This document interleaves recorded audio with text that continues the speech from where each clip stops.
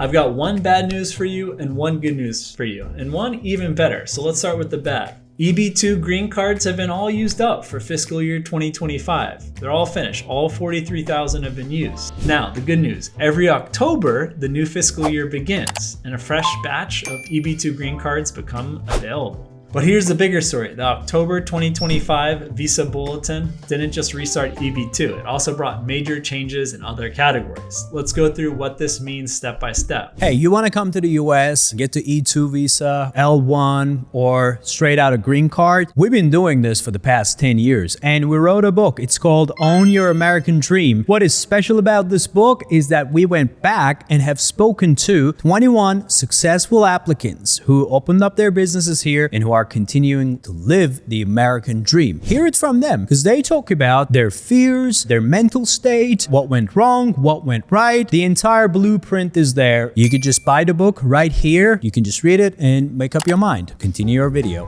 In this video, we'll explain why EB2 visas ran out so quickly in 2025, what the October Visa Bulletin changed for EB2, EB5, and family visas, how the US immigration system runs in cycles, and finally what this means for families planning US residency.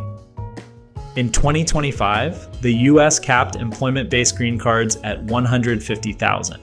EB2 received 28.6% of that total, about 43,000 visas. By September 9th, every slot was filled. Think of it like this, a theater with 43,000 seats. Once the seats are full, the doors close. Even if you're holding a ticket, you can't enter until the next season opens in October. In October, the new fiscal year started with 140,000 employment-based visas. Here's what the Visa Bulletin showed. EB2 India reopened, but only moved slowly. EB5, unreserved for India, advanced by 15 months. Family F2A category advanced by 17 months. For families waiting, this reset meant cases frozen in September could finally move again.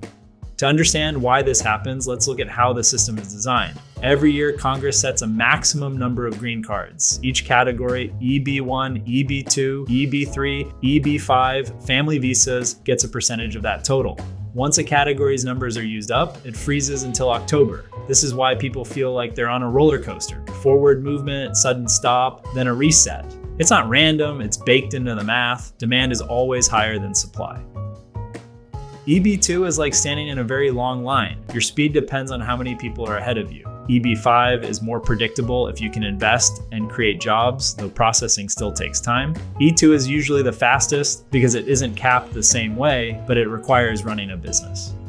Behind every number is a family. Imagine waiting years in the EB2 line. Each forward movement brings hope. Each freeze feels like life is on pause. Children grow up, career chances fade, plans are delayed. That's why some families choose EB5 or E2. It's not just about speed, it's about control over their future.